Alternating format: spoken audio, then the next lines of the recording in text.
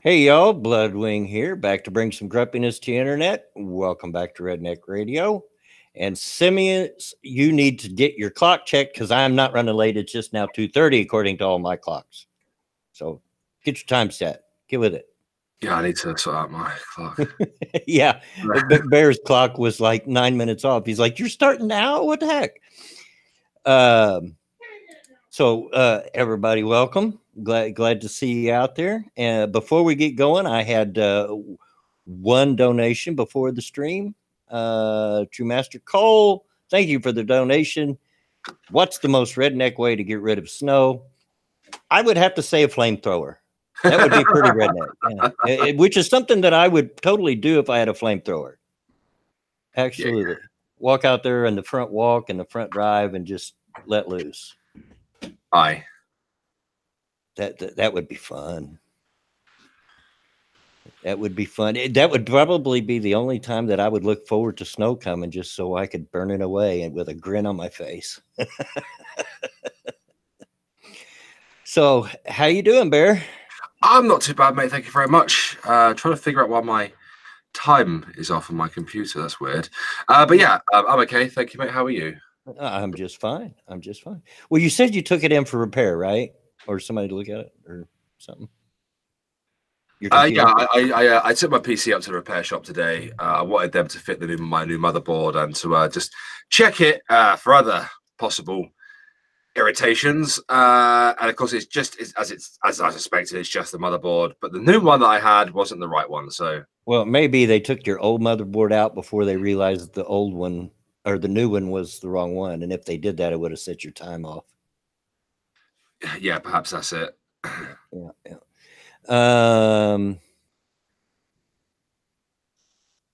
By the way, with me is Irate Bear. I forgot to mention that. And by the way, guys, if you don't follow me on Twitter, and as you can guess by the title, which in case you don't get it, that's a song by the Police, but it fits today. I'm in a lot of pain, so I might get a little distracted and lose my train of thought. I apologize ahead of time. But hey, the show must go on. I'm not. Yeah, check your BIOS, Bear. Trez is right. If they disconnected your motherboard, your BIOS might be a few minutes off. But that's pretty easy to do. But you'll want to wait till after the stream. Yeah. I see there's already guesses out there for when the old man will go to the bathroom. I am so tickled this has become a thing. It's become a thing.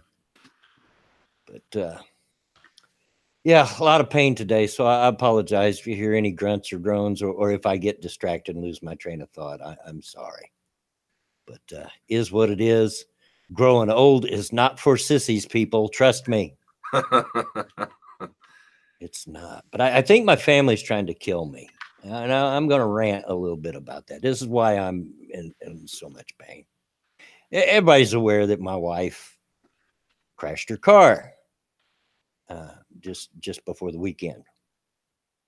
And so we're trying to make do with what transportation we got. And Sunday I worked on my truck and got it up and running, although it was blinding snow and freezing rain before I got done.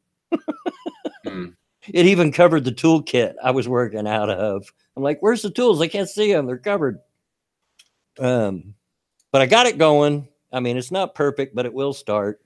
Had to put, should have seen me putting wiper blades. We turned the wipers on and the blades come apart. It had set for so long, the rubber had dry rotted. And this is not a four-wheel drive truck. It's two-wheel drive, but it sits pretty high. It hits me just right about the solar plexus, the hood or bonnet for you UK people. Which is pretty high. I'm 6 foot tall, so it hits me right about the solar plexus. I had to literally climb up on the hood of the truck and sit down on it to change the windshield wipers. People driving by, why is that old man sitting on his truck? But so anyway, my wife is not the only one without a car. My youngest daughter hasn't had a car for a long time. And my wife has been getting off work, going over, picking them up. And you know, getting them where they need to go every morning, and then doing the same thing again this afternoon, in the afternoon. And I have Dad's van, but Dad made it very clear that he does not want my wife driving the van. She's not known for taking good care of vehicles, you know, letting them run out of oil and stuff like that. So, okay, Dad. So, until I got the truck up, the only thing I had was the van, and I had to drive it. So, Monday morning, I get up at 5:30 in the morning to be all the way across town on the southeast side of Indianapolis to pick my daughter and her daughters up, drive all the way back to the next county to the west in Brownsburg, Indiana, to drop her off work, which is about 40 miles from her house. And then all the way back to the southeast side to drop the granddaughters off at school. By the time I was done, I spent almost 3 hours in the truck and put 100 miles, or in the van, and put 100 miles on it. I was dying. If you don't know, I can't ride in a truck more than 15, maybe 20 minutes before my hips start to hurt. It's just the way that you're sitting. If the seat's up where it should be, you know, and you're sitting properly to be able to drive, it just hurts my hips. And I almost couldn't walk, and I'm still feeling the pain today. Now that afternoon, I got the truck was better. I sent my wife after the daughter in the truck. I went and got the two girls so that we're not both out for so long, but we got two vehicles out running. Like, this has got to stop. I've been up this morning since 7 o'clock because I went and picked them up and took them to school. But, hopefully very soon my daughter's tax check will arrive in her bank any day now, and she's already got a car picked out she's going to buy, so at least no one will have to get her to work. We'll just have to get her daughters to school.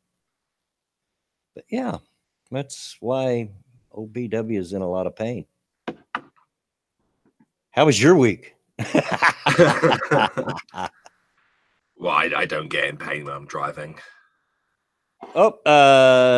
Thank you, Irate Annalise, for the donation. My goodness, very generous, extremely generous. Thank you. And let me see if there's a comment with it. The alert just tells me how much. It doesn't tell me what the comment is, so I have to go refresh the page. Have some wampum kimasabi. Heat big white girl running for president. Use wampum for peace pipe. How? Yeah, thank you very much. Which brings up, please like and share the stream. Because you know, YouTube's not going to help us out with that. And if you feel like you want to help out a little more, then yeah, the links to my Patreon and to Streamlabs is in the description. It always goes to a good cause. Like last week, it's paid the electric bill and the cable bill and helped get my truck running. And also, I need a new pair of slippers. I'm wearing out holes in all my socks, so I need a new pair of slippers. Yeah, so send me money. I bet there's like redneck slippers that are in the shape of trucks. Hey, NASCAR slippers would be awesome. Something like that. It would be awesome. I would totally wear them. That are Garfield slippers. I'm a Garfield nut. I don't know. This is one thing you may not know about me, Bear. I've got stuffed Garfields all over the house. I'm nuts about Garfield. Do you also like lasagna? I do like a good lasagna, although I prefer a good manicotti over lasagna. Okay. But, sorry, I'm just trying to sort out a new motherboard at the moment. Well, that's all right. Okay, I'll just get on the page and then head in the game. It's okay. Hot pack and massage and a nice young lady to rub my back. You want to volunteer, Trez? Not to sound creepy or anything like that. And, you know, I'm at the age now that if I say anything remotely sexual to a young lady, it just comes over creepy. I hate that. It's because you're old. I know it. I hate it. But anyway, that's my rant. Hey, P-Dog, what's up? That's my rant for the day. Oh, one more thing. Since I had to take my daughter to work, I went by the area where my wife crashed her car. So I said, let me get a look at this and see why in the world she ran off in a field at 45 miles an hour without even hitting her brakes. Right there, right in front of the field, is a big yellow and black sign with two arrows going left and right. You know, the universal sign of this is a T, don't go straight. And it's placed in such a way that I don't know how she missed it when she ran off in the field. How in the world did she miss the sign? So I'm like, I really don't get it now. Wasn't she driving really early in the morning? It would have been dark, wouldn't it? It was when I was there too. It was 6 o'clock in the morning and foggy and raining. In fact, I was driving too slow, humped over the wheel like a typical old man because I couldn't see. I was a nervous wreck. But I still seen the sign like a block back. Wow. I don't know. I don't know. Enough picking on my wife. Poor gal's had a rough time of it. They called her today and said what it was going to. It's still only going to cost us $500. That's our deductible. Yeah. But the total repairs is about $9,000. $9,000. Wow. Yeah, I'm surprised they didn't total it, but yeah, I don't know what all she did to it. She said she went up to get some stuff out of it, and one of the fenders was laying off and sitting on the hood. So I don't know. $9,000. You buy a new motor for that, surely? Yeah. Get a used one for less than that. Tress says, I can't. I have pneumonia and the flu. It would kill you. You're right. It would. This whole time that I've had to do so much work outside in the cold and the rain and the snow, I've been saying a little prayer, please, God, no pneumonia again. Because that last time killed me, literally. Ask Bear. He heard me. Yeah. Please, guys. And so far, it hasn't got me sick. Anyway, that's my rant. Enough of that. This is getting depressing. You know, I don't want to sound like I'm complaining because it really is. It is what it is my motto. It really is. You know, yeah, it sucks sometimes, but it gets better, and then it sucks again, and it gets better, and that's just life. So, yeah. Hope everybody out there's day is going a whole lot better than my week's been going. Back in a second, mate. All right.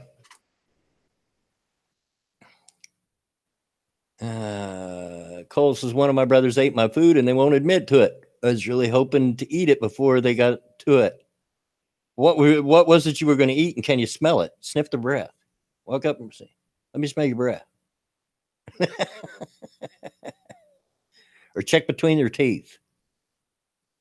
Thoughts on Sunday's clash? People are ticked at Jimmy Johnson, RJ Bands. I'm behind. I have been so out of it the last several days that the only thing that I've had on my plate is getting people where they need to go and keeping my truck on the road. His kitten, sorry to hear that. My son and I are both fighting nasty headaches today. I get migraines on occasion, so I feel you, and that can be bad. Grilling Pirate Pete, how much snow you get in between waves of snowstorms in mid-Michigan? Not much, just flurries. Sunday when I was working on my truck, I think we got about 1.5 inches, and that was melted by the next day because it turned to rain.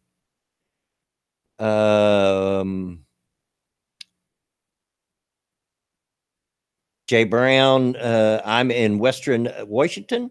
I can drive in the snow and ice. Others here, not so much. Yeah, I know. I'm always amazed that, here in Indiana, we should be used to snow. We get our fair share of it.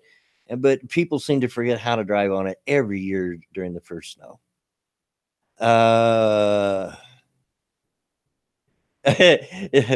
Do I have Jimmy Buffett stories? No, but I've not been to Buffett, but I do have other concert stories for sure.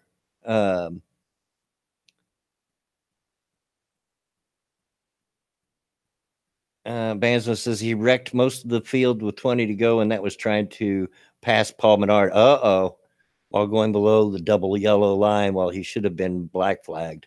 Yeah, if he went below the double line, Jay Brown, we got about 18 inches yesterday. Well, you can keep it up there. You can keep it up there.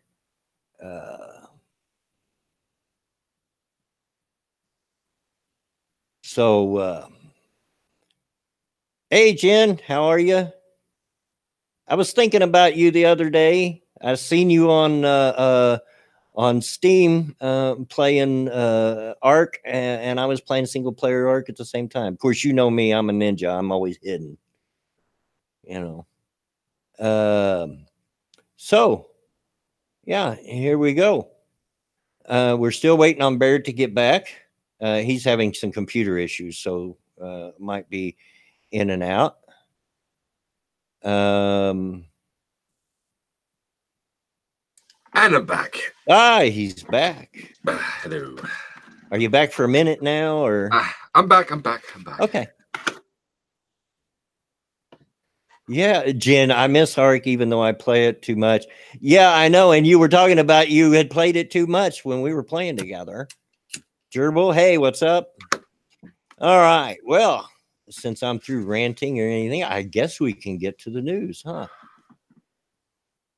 Unless you had something you wanted to talk about first. No.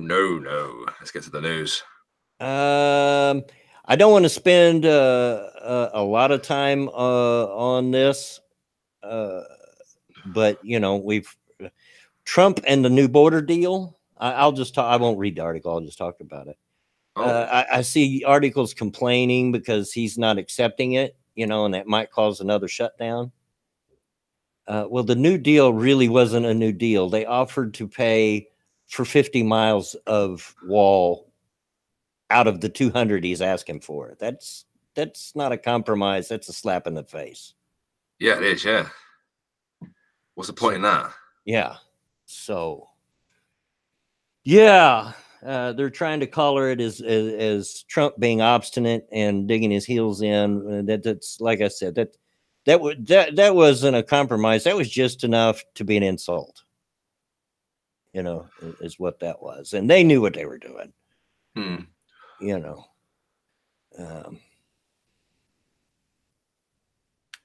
True Master Cole, yes, we will have a story time today, the title of which is Fine for Fishing. So you can keep that in mind until we get to that point. But anyway, yeah, Trump's not happy with it. It looks like there may be another shutdown, although some are saying that they're going to make a deal behind the scenes. So yeah, it's looking iffy again, folks. They should just give him the fucking wall because he's just going to keep shutting down the government. Yeah, I don't understand the big deal. I really don't understand the big deal. We're talking about a wall. It's given in to Trump, though, isn't it? Yeah, and the way that they're reacting and how racist they're claiming it is. And I even seen one article call it immoral to put a wall up. It was immoral. How is a wall immoral? It's just a wall. It's not like we're putting out landmines and 50 caliber machine gun nests all along the border. Yeah, it's not a budget for a friggin' minefield. Yeah, which now that I mention it, sounds like a good idea. But they'd still bloody risk it though, those people. Yeah. But it's immoral. you know, to want to check people at the border. It's immoral to make sure that people come across in the right way, and you know, it's immoral, but yet being immoral doesn't allow perhaps stuff like this next story to happen. And let me see if I can get it to load up here. I can't keep too many windows open at one time, so I have to open the stories as I read them. But I did look at them ahead of time and knew which ones I wanted to read. All right. Illegal immigrant ex-boyfriend arrested in death of New York woman found stuffed in suitcase, report says. And I just got, and I was too late to get over. Whoever just subscribed to me, thank you very much. Hey. Police on Tuesday reportedly arrested a man who previously dated Valerie Reyes, the woman whose body, bound at the hands and feet, was discovered last week stuffed into a large red suitcase and dumped on a roadside in an affluent Connecticut town. The Greenwich Police Department announced the arrest of an individual believed to be involved in Ray's death. That same person had also fraudulently used the ATM card that belonged to her. Moron. Good God, the first thing, yeah, the last thing you want to do if you killed somebody and stuff them in a suitcase. And we got another one for Pushed Button just subscribed. Hey, thanks, guys. This is awesome. The last thing you want to do if you just killed someone and stuffed them in a suitcase is go use their ATM card. Yeah, that won't get you caught at all. Goofballs. I swear to goodness. Multiple sources reported the man arrested is Javier da Silva of Flushing, New York, who previously had a relationship with the victim. Da Silva is a native of Venezuela and has been in the country illegally since overstaying his visa, CBS New York reported, citing sources. But yeah, not wanting illegal aliens in the country is immoral and racist. Yeah, you know, it's all of them we hate. That's what we're not saying is we hate all brown people. Mm-hmm. Oh, Jesus, criminy. A source told the TV station the 24-year-old New Rochelle woman was killed at her residence. The United States Attorney for the Southern District of New York is handling the case. Reyes was identified last week as the person whose body was found jammed into a piece of luggage abandoned in upscale Greenwich, Connecticut. Reyes' cause of death was not immediately clear. Reyes' mother, Norma Sanchez, said her daughter, who reportedly battled depression and anxiety, became paranoid shortly before disappearing. She was last seen January 29th and reported missing the next day. She was very scared, very frightened, Sanchez told the Rockland Westchester Journal News. She didn't mention anything or no one specific. She just said, "I'm scared. I'm paranoid, Mommy. I'm getting anxiety attacks." She was having a hard time talking. Though she reportedly never told the woman who she feared, Sanchez said Reyes was clear about what she feared, telling her mom, "I'm afraid someone is going to murder me." Said Sanchez, "We wonder who made her feel this way," she said, tongue firmly in cheek. Reyes, who worked at a Barnes & Noble in Eastchester, New York, planned to train to become a tattoo artist and liked to sing. A service is scheduled for Tuesday night at New Rochelle. So, yeah. Wow.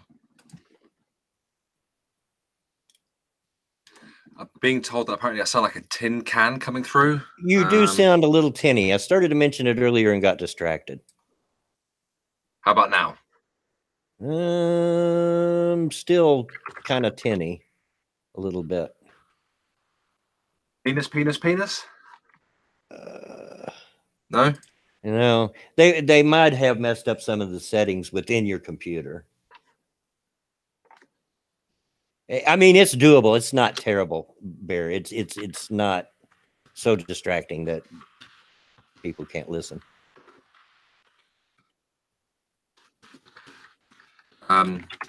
It's F5 quick. All right. So yeah, so there we have it. Lady killed. How about now? That's worse. Oh shit! Okay. A little bit worse.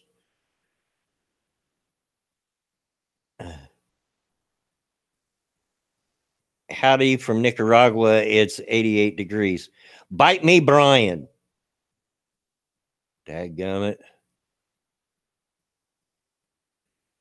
RJ Bansma says tin can, more like a tin lunchbox.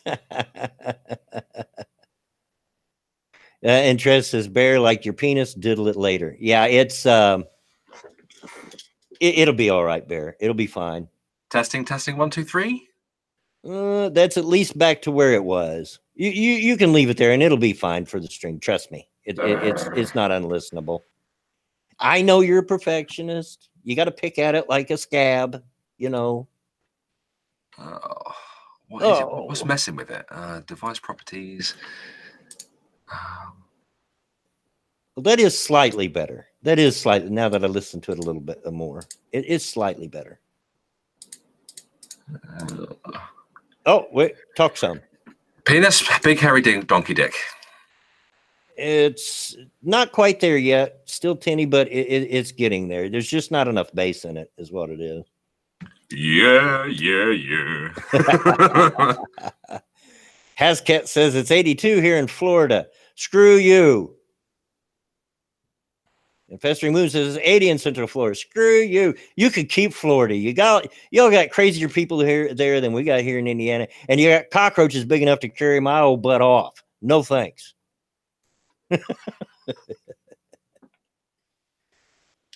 No, thank you. It's because I fucking had it taken apart today, and yeah, there's got to be something. Yeah, they've got your settings somewhere messed up, but you can fool with it later. It will be fine through the stream. It will be perfectly fine. You're okay. We've heard a whole lot worse. Yeah, that's true. That is true. But anyway, so yeah, that last story. Yeah, we're immoral to not want illegal aliens in here, even though they might want to kill some young lady, kill their girlfriend, and stuff them in a suitcase. Now, this guy's just arrested. He's not been tried. Innocent until proven guilty. But still. He was caught in possession of her ATM card using it. That doesn't look very good. Yeah, that's a surefire way to get nicked, silly sausage. Let's see. Let me. Yeah. Here was one.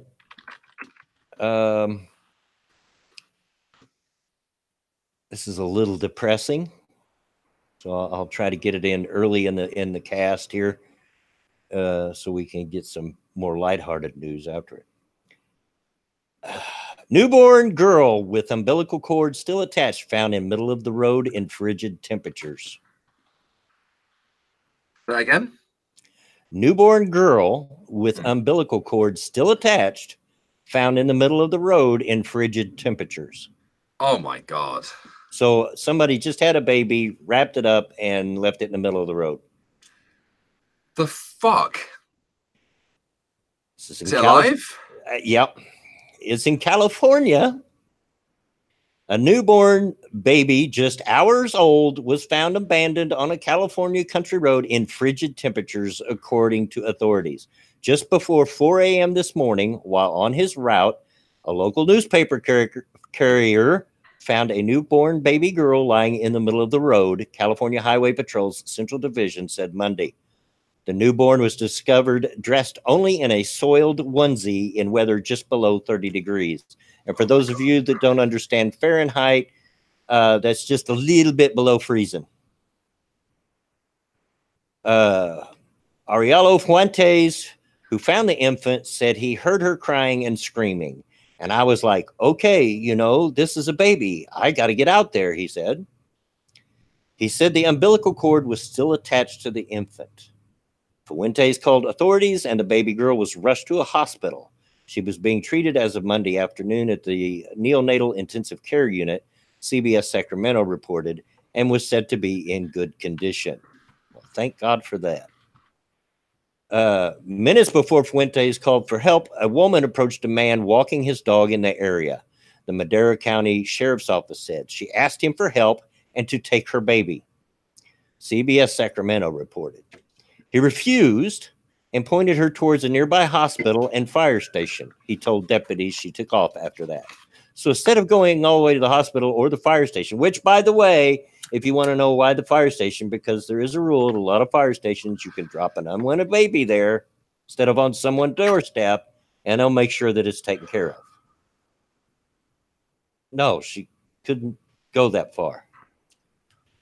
So can we find the mum and just kind of like fire her into the Atlantic Ocean whilst it's still relatively cold? Yeah, I'm telling you. It's unclear how long the newborn had been left in the road. Authorities are now looking for the newborn's mother. We are still trying to identify the suspect at this time, police said Monday in a statement. She is described by witnesses as a Hispanic female adult, possibly in her early 20s. Y'all are going to think this is an anti-Hispanic stream today. And it's not. It's not. Her physical... don't like the Mexicans. Them freaking wetbacks. Daggone it. Her physical description is unknown. She left the scene in a small white SUV of unknown make or model. So it looks like maybe somebody else is even in on it with her because they picked her up. Oh, so they willingly assisted this lady dump her baby in the freezing cold. Now, what makes a person think that leaving their baby in the middle of the road is an acceptable place to leave it? What if somebody hadn't seen the baby there and ran flat over it? In the middle of the road. That'd be a dead baby. I guess the only thing that we have to be thankful for is this wasn't in New York, because, you know, somebody would just come along and kick it down the sewer and get away with it because, you know, it's not like illegal there. What is wrong with people? I have no idea. I don't understand how you can do that. I don't either. Look, I was there for all three of my children being born. I was in the room. I was there on hand for a lot of my grandchildren being born, for those that I could. And all it took was just one look at that little dude, and I'm wrapped around his finger. Yeah. That's it. I'm done. Color me dead, because that little fella's getting whatever they want. Yeah. I just don't get it. I don't get it. My mind will not wrap around something like that. It won't mind either. That's sick. This ain't friggin' Vikings. Yeah, you know, we're not setting it loose on the nearest hunk of ice to set it adrift in the North Atlantic here.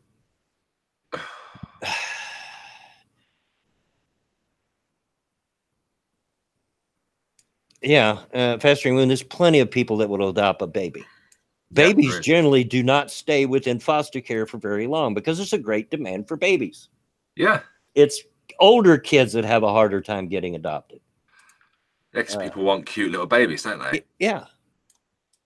Trez says in India, after baby's born, they drown it or bash it with a rock. The baby is usually a girl. Yeah, they don't want girls. And that's just sick. I get it. I get different cultures and all that, but there's something wrong with your culture if you condone bashing a baby girl in the head with a rock. That's bigotry, Bloodwing.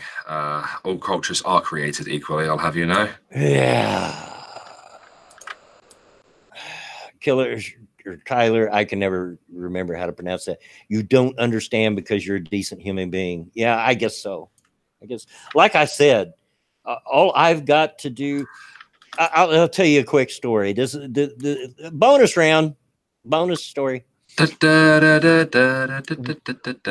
When my oldest, J Kid, a lot of you in the chat know J Kid, Bear knows J Kid. When he was born, I was there. And in fact, they treated me better than they did my wife. It was a women's hospital. It's no longer a women's hospital, but it was at that time. And they had football playing on the TV while she was being born and had it up over so I could watch it, you know, and all of that. And she'd already punched me in the face. And because charming. Well, yeah. Well, all three, my wife had really big babies. Alfie was quite a big lad as well, actually. J Kid, even though he turned out to be scrawny as the day is long, when he was born was 10 pounds, 8 ounces. That's a big baby. That is a big baby. That's a big baby. That's a big baby. And she had him natural. She had all three of our children natural. Natural. Yeah, without any anesthetic. Oh, wow. A strong lady right there. Those of you in the know that there's a certain point in the pregnancy that you pass that you cannot give them anything for the pain because it's dangerous for them and the baby.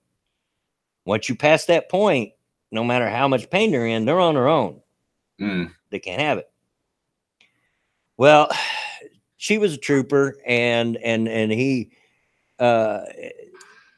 she was taking it the best she could, and she got to a point and says, "I can't take anymore. I gotta have something. I gotta have something." They said, a new subscriber. Let's see if I can catch who it was. Blind Girl. Hey, Blind Girl. Thank you. Hey.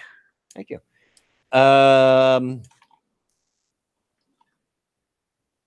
They said, "Sorry, ma'am, but we can't give you anything. It's too late. You're just going to have to tough it out. We can't do anything." Me being me, I looked at her and I said, "Funny, I don't feel a thing." And she died out of that bed, didn't she? And she headbutted you. I was sitting right next to her holding her hand, and she took her free hand and punched me right in the face. True story. GPP Condemned Vikings says his daughter was 12 pounds, 13 ounces. That's not a baby. That's a freaking giant. It's a fully grown child, isn't it? Yeah. But anyway, when he was born, after she punched me in the face, they pulled him out of her and they laid him there and they're kind of cleaning him up a little bit. And my wife's saying, you know, because she can't tell from her vantage point, is it a boy or a girl? Is it a boy or a girl? Because we didn't know. We didn't have that done with him, you know, to find out. And the doctor says, "I don't know. I haven't looked yet." Well, the first thing I'd seen was his little pee-pee. So I knew it was a boy. Yeah. I knew it was a boy. But I was so overwhelmed with joy and so overwhelmed, you know, with the whole situation. I couldn't speak. I was like, boy, you know. Yeah. I just couldn't, you know. Yeah, to my mind, a normal human being looks at a baby and wants to protect it, not leave it in the middle of a freaking road. And especially when there's a hospital and a fire station, which will take care of it nearby. No questions asked. You can take that baby to the fire station, hand it off, no questions asked, and disappear. It's just, oh. How much you want to bet drugs are involved? Yeah, I'd put a $5 down. All right, I got a couple of more stories, but I have to get back to where they are. I thought you said you have to go for a tinkle. No, not yet. We're not there. Not yet. Back up here. That was one of them. Parkland moms captured an iconic photo, now at odds over gun control. Say that again? Parkland moms captured an iconic photo, now at odds over gun control. Oh, go on then. Wait for it to load. And of course, we all know what the shooting at the Parkland school and so forth. And there's a you can't really see it too well in here, so I won't share a screen. But there was a famous picture that come out of it of a redheaded lady being consoled by a blonde-headed lady because she didn't know whether her son was alive or not at that point, which he was. But yeah, those two people, I guess, don't get along now. Oh. Parkland, Florida. It's an image that has become emblematic. Oh, any word that ends in matic other than automatic, I just stop it. Emblematic of the Parkland school massacre. Two terrified moms outside Marjorie Stoneman Douglas High. One of them a tall, weeping blonde with the black smudge of Ash Wednesday on her forehead. The other a petite redhead crying in despair on her shoulder. But the bond in that widely seen photograph didn't survive long. The two women soon found themselves at odds, like the nation itself, over gun control. The redhead was Kathy Rush, who was desperately waiting on February 14th, 2018, to find out whether her 14-year-old son, Brandon, was okay. The blonde was Michelle Boyle, whose 3 children did not attend the high school and were safe. The woman comforted each other in a moment of anguish captured in a searing Associated Press photograph. My heart just started breaking, Boyle recalled in an inclusive interview with the AP as the anniversary approached. Oh my God, she doesn't know if her son is alive or dead. She's here crying and can't reach him. And real quick, just got a donation. I'll be back in a sec, mate. Okay. And as soon as that loads up. Thank you, True Master Cole, for the donation. Something never to say to a pregnant woman are those twins. Yeah, that's for sure. All right. Brandon made it out alive, but on that day, Rush was desperately trying to get in touch with him, knowing only from a few texts that the freshman was hiding under a table. She hadn't heard from him in nearly an hour as she stood there amid crying parents, the wail of sirens, and the chop of helicopters. Overcome with agony, Rush fell to the ground, screaming. Boyle, a longtime acquaintance, pulled her up and into an embrace. The image that was snapped by AP stringer Joel Auerbach and would appear on websites, front pages, and broadcasts around the world as details emerged of the 17 students and staff members killed. In that moment, it was just two moms comforting each other, scared for their kids. Not only for their kids, but their kids as friends, their kids as teachers, said Rush, a single mother of 3. After the photo came out, Boyle turned down all interview requests from the media until now, saying she didn't lose a child and didn't feel she had anything to say. Rush 47 appeared on CNN a few days after the rampage, saying she hated the image and felt the photographer had intruded on a private moment. She has since came to embrace the image. She had the photo printed on sweatshirts that the family wore to the March for Our Lives rally in Washington and carried a big banner bearing the image. She made it her Facebook profile picture for a time, hoping it would spur change. Rush, a school nurse, wants to see stronger gun control laws. She attended a few meetings of the organization Moms Demand Action, but found the activism only traumatized her. Boyle, too, turned to Moms Demand Action and has attended every school board meeting since the shooting. The 42-year-old owns a gun and served 8 years in the military. She supports gun rights, but has also worked to pass stricter gun control laws in some cases, saying it made no sense to me that the gunman was able to buy an AR-15. The terror that we felt, I see it on my face every time I look at the picture. And Boyle said through tears, I don't ever want any parents to feel that watching them grieve and bury their children. And the article goes on and on and on, but I'm not going to read the whole thing. Basically, what it amounts to is they're no longer friends, have had a big falling out because they have a disagreement over gun laws. Stupid thing.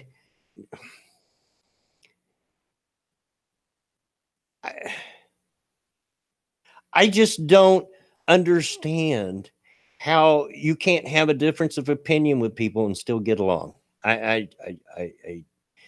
Because in that case, somebody has to take it too far. One of the two or both are taking it too far. But yeah, so they're no longer friends. Check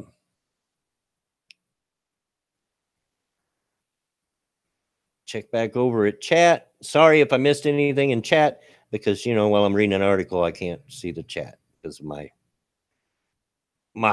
brick of a laptop. Hascat, do you know how women get pregnant?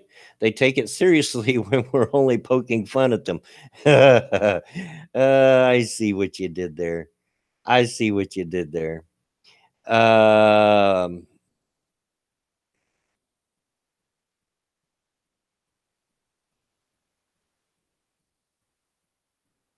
Up in the article, Pinkolos is up in the article, said AR-15, everyone take a drink. Yeah. Yeah. Everything's an AR-15 to some of these gun control people. But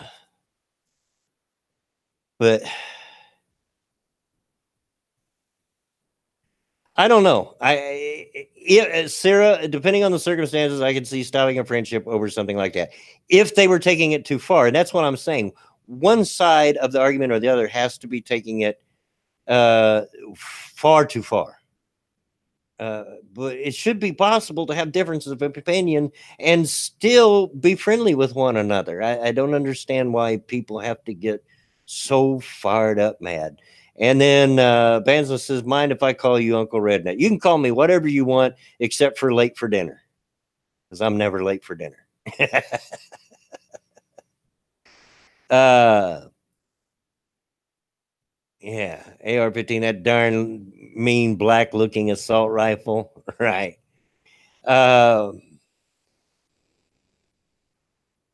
Yeah, Evil One, I think anyone that is anti-gun needs to be taken to a gun range and taught what a gun really is.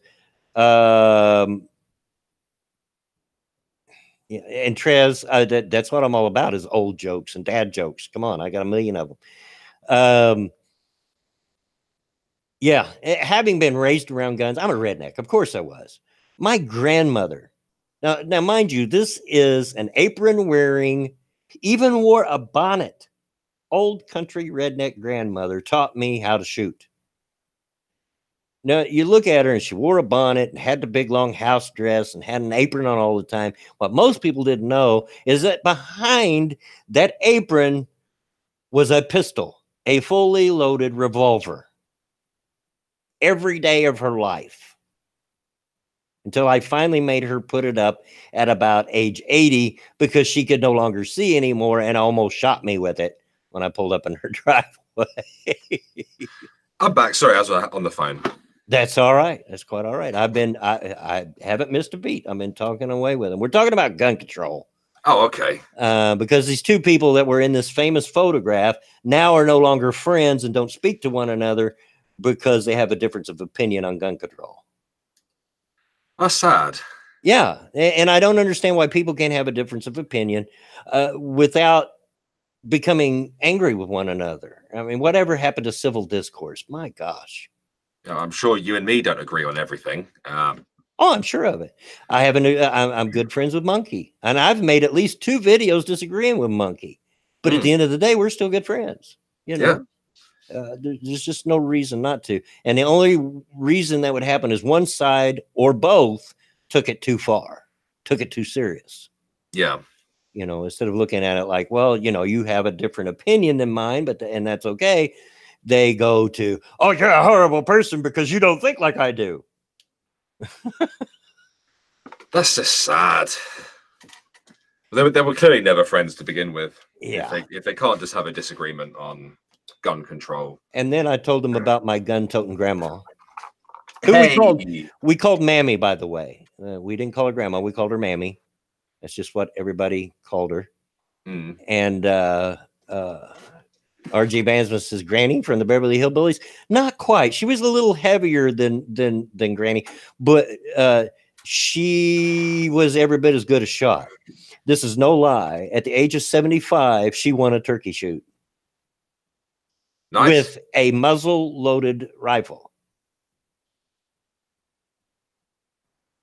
Wow.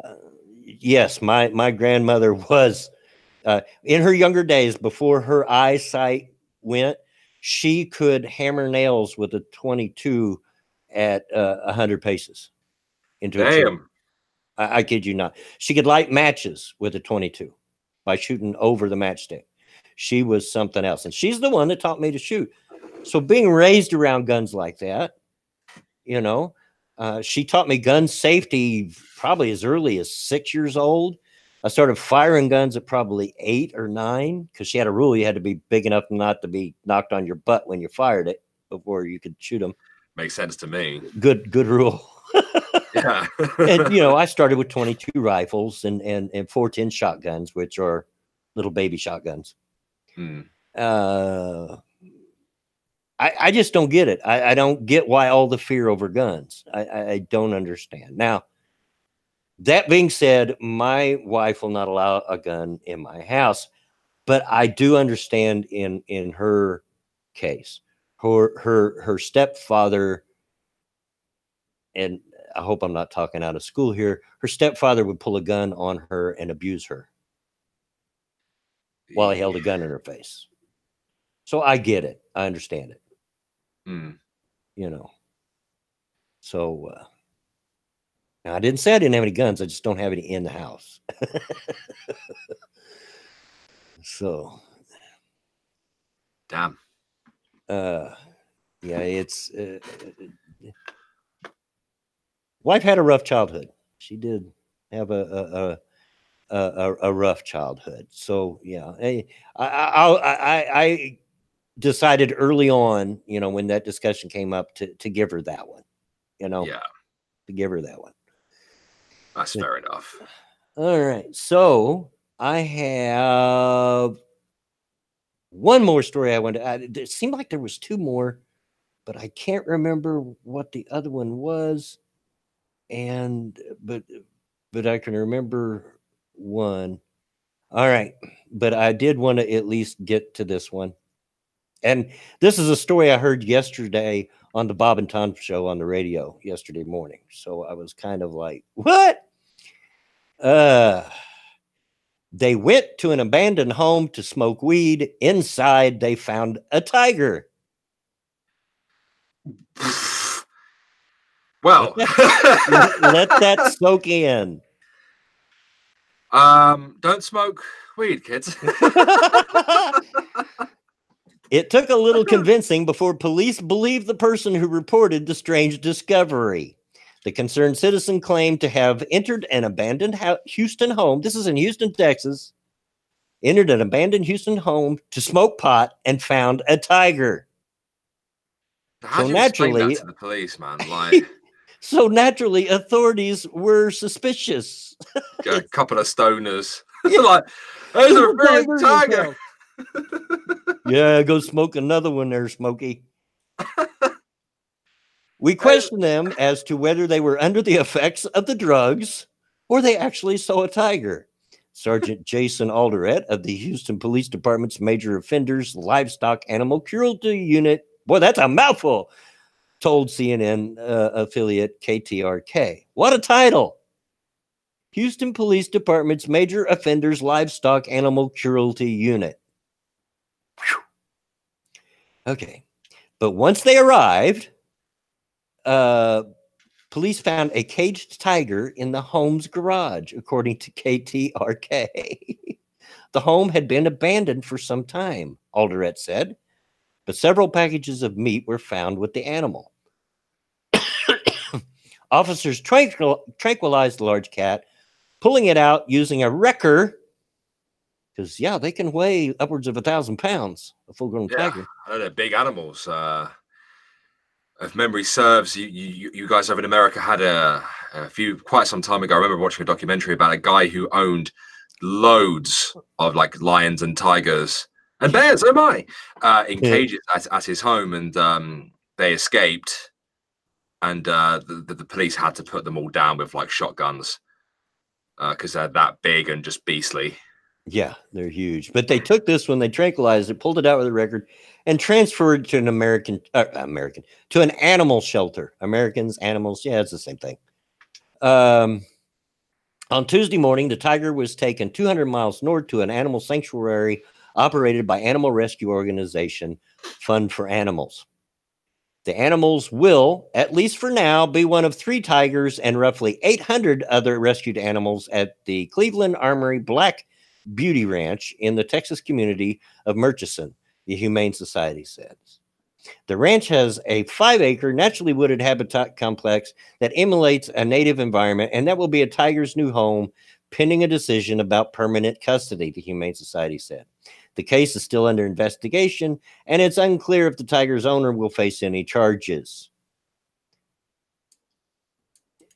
A tiger's has to be smuggled in, correct? It's illegal to own one. Surely. And so that it has to cost a lot of money. I can't imagine why anybody would just abandon it and abandon the house.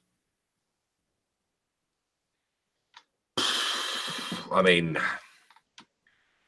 I got nothing, dude. But I saw that. I'm like, oh my gosh. Can you imagine the conversation they had out in another article? It said that the cage was in the garage. So the 2 fellas headed to the garage to light up. Yeah, Bob and Tom Rule, I agree, Evil One. I've been listening to them since they moved here to Indianapolis, which is where they're based out of, by the way. It's just a few miles up the road from me.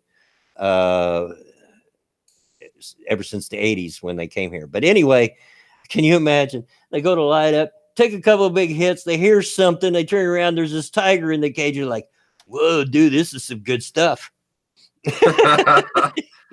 Lean forward, go to pet it, and oh my God, it's friggin' real.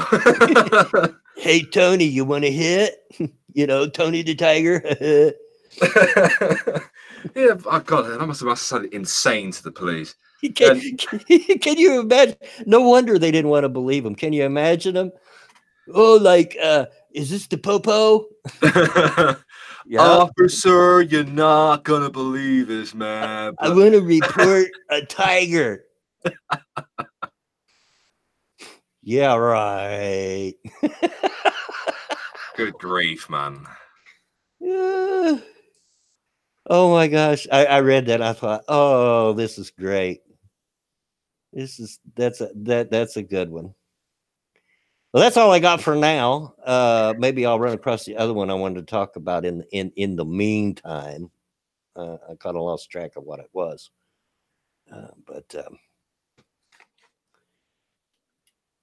Yeah. Do you have anything? Yeah, I've got some news for you. Just give me a second.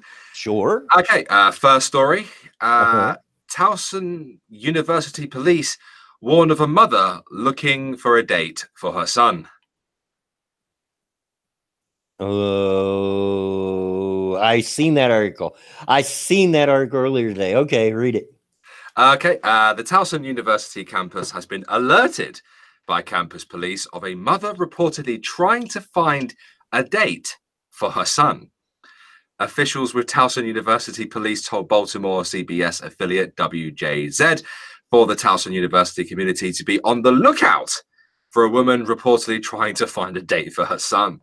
After receiving multiple complaints from students about the woman, campus police put out surveillance images of the woman asking if someone would date her son.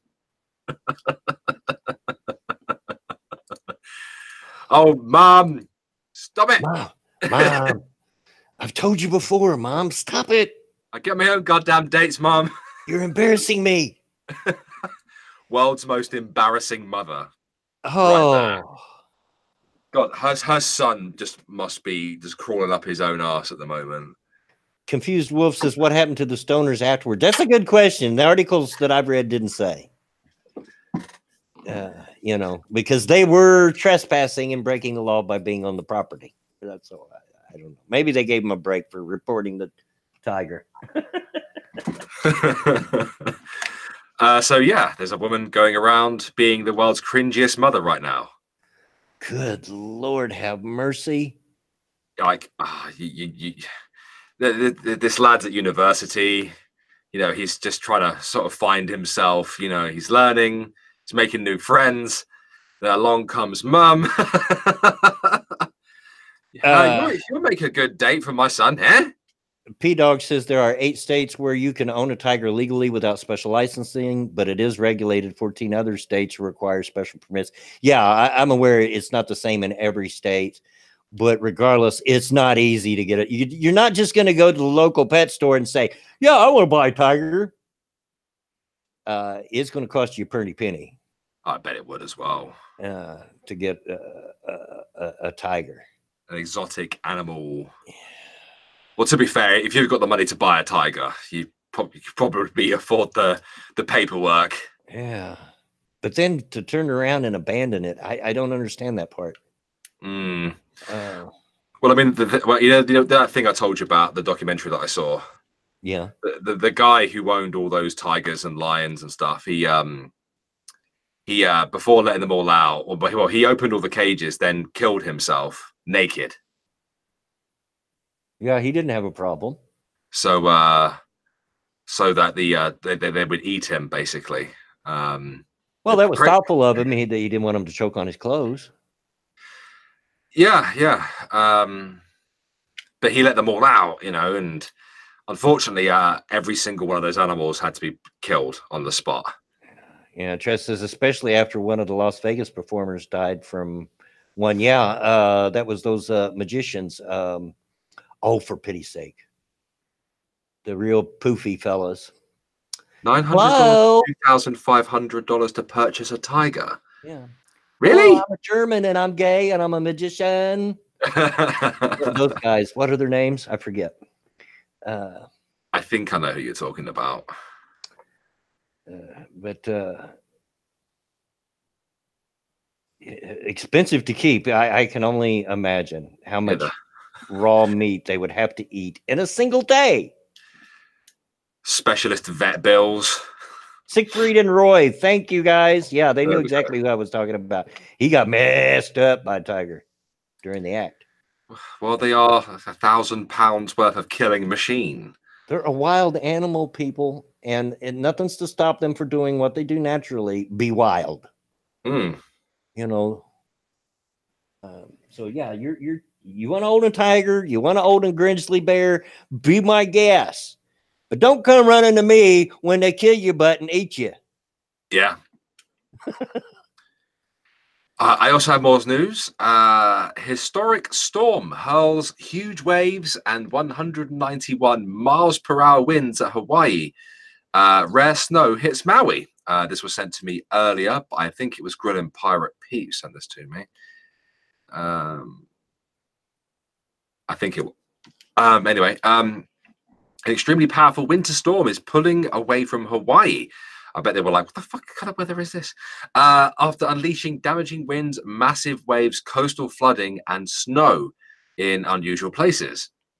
So I bet the Hawaiians are a bit like freaked out. They've probably never seen fucking snow before.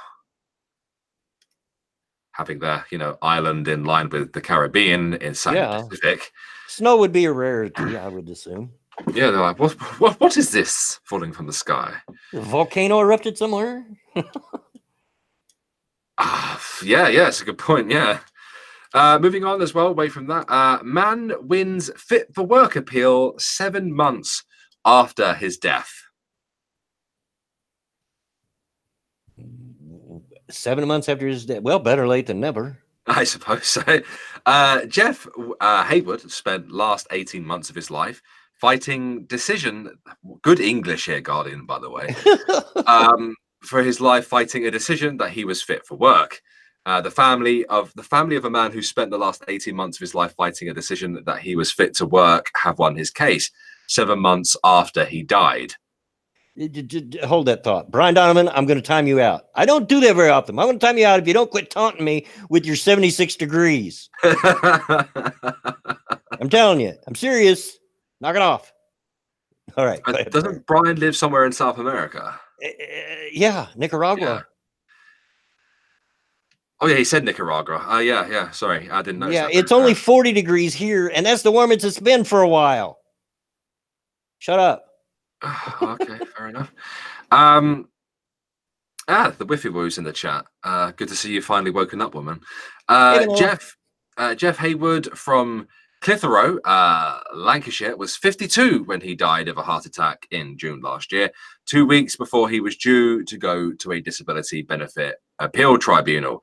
You've got to love the Department for Work and Pensions here in the UK. They get right on time, right on time. The father of two and grandfather had cellulitis, a painful bacterial skin infection on his legs, and his GP deemed him unfit to work. Nevertheless, in November 2016, after he lost his job of more than 25 years, he was refused employment support allowance. That's a type of welfare for the disabled, after a health assessor awarded him no disability points.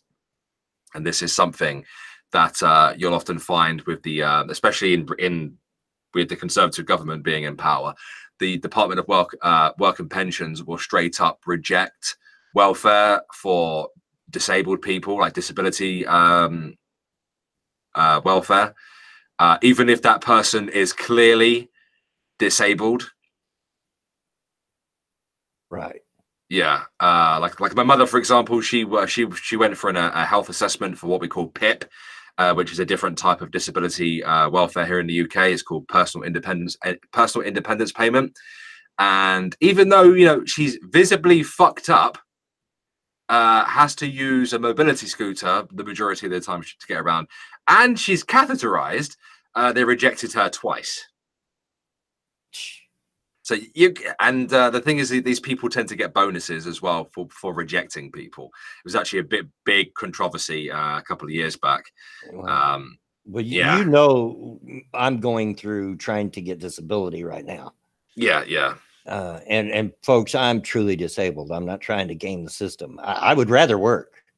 I'd work flipping hamburgers in McDonald's. I'm not too proud, but I can't stand there and do it. I can't do it. And it's, yeah, I'm jumping through hoops and there's still no end in sight. Yeah. It's tough. It's hard. I think maybe this was because ESA's contributions based. Maybe he went through 5 stages of applications and appeals, according to Ribble Valley Citizens Advice, which assisted him. But it was only last month that his daughter Holly, who took up his case after his death, was told he was entitled to the highest rate of ESA. Bit fucking late, assholes. His family will have been paid his backdated benefits, but they remain angry about the stress Haywood was put through, and that the decision was overturned on the basis of the same medical evidence he had previously submitted. This doesn't surprise me at all, to be perfectly honest with you. When the Conservative government came into power like 9 years ago, they started applying austerity to almost every sector, including the welfare, and they applied it so hard and fast.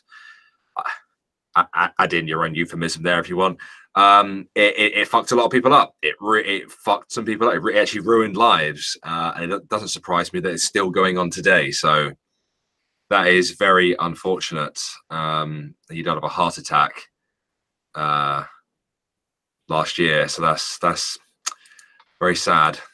Yeah, he may not have been as stressed as he was, but Evil One says, I am fighting mine as well. I'm assuming talking about disability. It told me, we know you're in pain, but you could find a job. Yeah. Perfectly Faded says, I want to work, but I can't work. My therapist told me and told them I am unable to work due to mental illness. And I get it, dude. I should have told them. All I've done for the last several months, it seems like, is fill out a mountain of paperwork. Every week they're sending me more paperwork to fill out. I'm like, don't you have all the information by now? But there's just keep getting more. Got to fill out and send it back. And it's all geared towards, as you start to read and answer the questions, toward mental illness. Do you forget what you're doing, in the middle of a task? Do you, this, that, and the other? And I'm like, I'm not sick in the head, I don't think, yet. My legs don't work. Yeah, it's pretty shit. But I have some more news.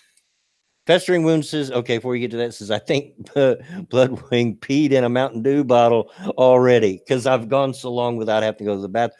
I know it's strange. I haven't had to go yet. I can feel it working. You know, it's funny we're talking about disability and stuff. Vanilla Bear, who's in the chat there, I don't think she'd mind me talking about it. If she wanted to go on disability welfare, she could, because she has quite bad psoriatic arthritis, and she's just been in absolute agony the last couple of days. Because, as you know, she works nights. She's done 3 nights in a row. Work as a carer, and as you know, being a carer is quite a. It can be quite physically intensive. Yeah. Oh, well, yeah. Especially, you know how older people are as well. Yeah. Well, that was one of the questions we had with my. You know, everybody knows my dad is elderly and can't take care of himself, and he's currently in a rehabilitation center. Well, he's actually in one of the assisted living apartments now, which is better for him.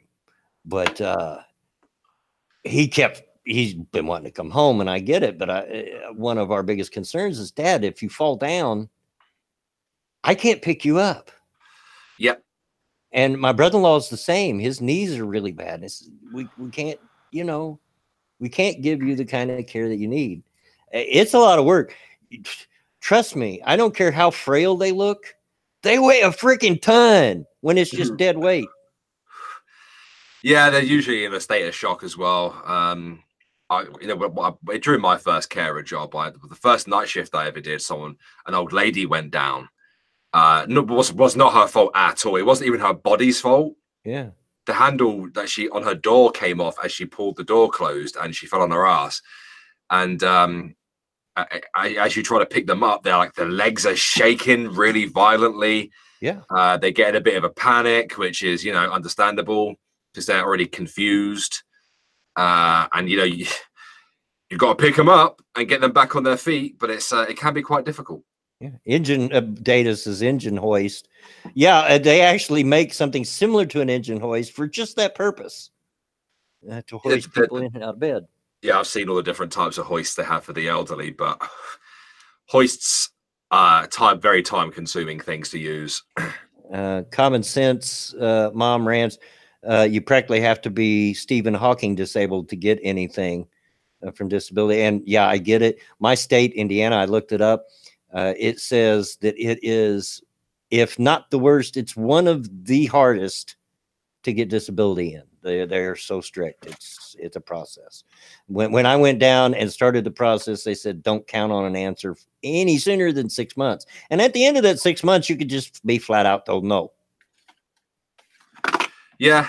It sounds like we have a very similar disability sort of welfare process to go through as you guys. It's just frustrating, because I know that it's that way because so many people have gamed the system. You know, they've not been disabled, faked it, you know, to get their disability checks so they don't have to work because they're lazy. Yeah, I get it, man. And then you get people that are truly, you know, disabled like I am, and it makes it hard on us. Like I said, I would prefer to work. My last job, I would have been perfectly happy to stay there because they understood my problem and they worked with me. They even let me prop my feet up so they wouldn't swell. You know, got me a box to stick my feet up on while I set my care and stuff. Hey, Drunkle's in the chat. Hey, Drunkle. And I would have been perfectly happy, but they shut down my department and let everybody go. I didn't have any choice. But yeah, and I'm not crying the blue. I'm ranting is what I'm. I was like, I mean, it should not take this long, and I need I need the money. I need help. You know,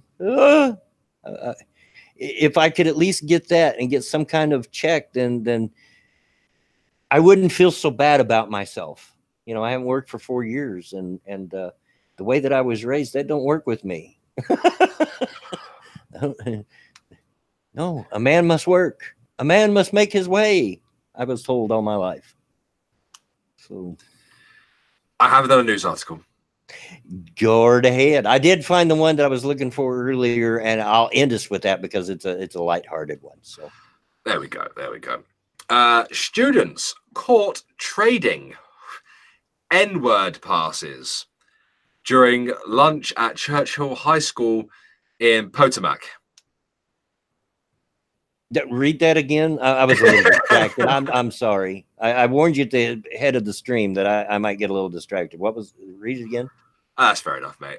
Students caught trading N-word passes during lunch at Churchill High School in Potomac. I presume I'm pronouncing that correctly. N-word passes? Is this passes to be able to use the N-word, or? Yes.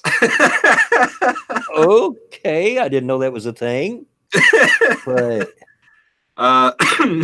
sorry, excuse me. Staff at Winston Churchill High School caught an unidentified number of students exchanging N-word passes during the lunch hour Friday. The pieces of paper handed from student to student provided pass holders with permission to use the N-word. The discovery prompted swift action by staff members and harsh criticism from Principal Brandis Heckart. Trez says it's been a thing. Wow. Okay. Trez, have you ever given out any passes to anyone, any white people you know, to use the N-word? You can give mine to somebody else because I won't use it. If you haven't noticed, guys, I won't use that word. And I get it. You don't want to give it power and all that. But you got to understand, I'm a baby boomer. I was a kid. I grew up in a time where that word wasn't given power. It had power. I've seen buses where people had to sit on the back. I've seen drinking fountains with whites only over top of it. I've seen these with my own eyes. So I personally don't want to use that word. You want to, that's on you. You know what? I'm not going to judge you for it, but I won't use it. It reminds me of a bit that Chris Rock did in stand-up years ago, when he says, you have to establish the rules of the interracial posse. Yeah. Because it's really, really sad when you're all singing along to a Dr. Dre song, and then when it gets to the N-word, all the white people are like, yeah, they mumble it. You said he can't stand that. So although I've seen a white kid and he was a ginger. I mean, he had the orangest looking hair you ever seen. Mm-hmm. He was more ginger than Copper Cab. I kid you not. This dude was ginger as heck. He's walking, and I noticed him because I was out working on my truck. I was trying to put the battery in it, and I hear somebody hollering, and I hear the N-word. And I look up, and this kid with droopy drawers is walking across the field with a set of headphones on, rattling off some rap song at the top of his freaking lungs and moving his hands, like they do, the whole time. Like, I don't know if he thought that was cool, if there's something wrong with the kid or what. And I could still hear him half a block away yelling this rap song as he went by. That's funny. What the heck? Duck Dog says so. Rick Astley, yeah. I'll continue reading.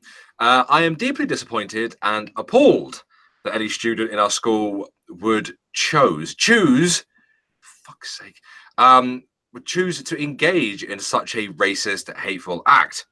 What if they'd be given a pass? It's not really racist. Unless they were trading between white people. I don't know.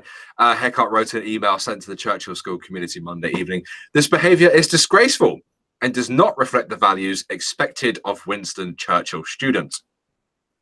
Heckart, however, did not share how many students were involved in the act or specify how many homemade passes were confiscated. I love the fact that they were like physical things that they were trading between each other. It's also unclear if the students involved were black, not black, or both. Yeah. You would think that would be something because that would kind of be important, I think, to the story, Amy. Bruni of Gulf City, boomers in the greater generation effed it up. Yeah, we're blamed for everything, so, why not? I got big shoulders. Blame me. I don't care. Oh, yeah, so that's a thing, I guess. Next one, and it's a shame Ranty Monkey's not here right now for this one. American parents say their children are speaking in British accents after watching too much Peppa Pig. Yeah, he was telling me about that earlier. Because, he would be perfect for that because he really does not like Peppa Pig. Yeah, because he's pretty much forced to watch it with little butt.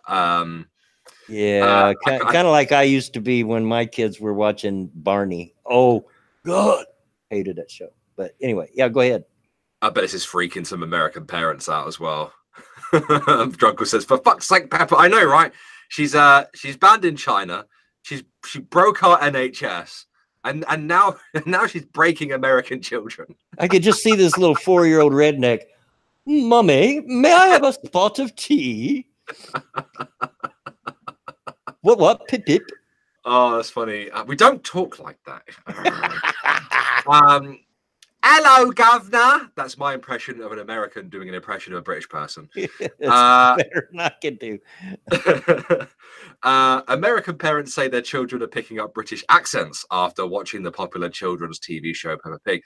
You know, you guys should appreciate something right now. At least there are no Northern English accents in Peppa Pig. Because we wouldn't be able to understand them to copy them. Yeah, if there was like, if they were imitating Scousers or Geordies or any of the Scottish people, really, you wouldn't be able to understand a word they said. Yeah, I mean, I don't hear very well anyway, folks. It's why I talk so loud. And I'm a big mouth. But I'm almost deaf in my right ear. My own fault mostly, but I don't hear very well. And somebody with a really heavy British accent like that, I'm like, what? Huh? Can you say that again? Then they'll say it again. I'm like, huh? Yeah, exactly. The cartoon follows the life of Peppa and her family in a UK fictional town, obviously, made up of various animal families. Toddlers across the world are now tuning in to see Peppa's latest adventures, and it appears Peppa's southern British accent and vocabulary are rubbing off on those watching the show. And there's a video. I'll chuck the link in the chat if you guys want to see the video.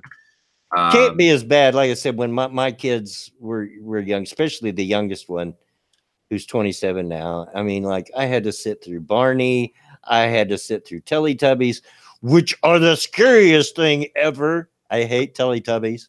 Yeah, they are pretty creepy terrifying. things. And big comfy couch. Oh Lord.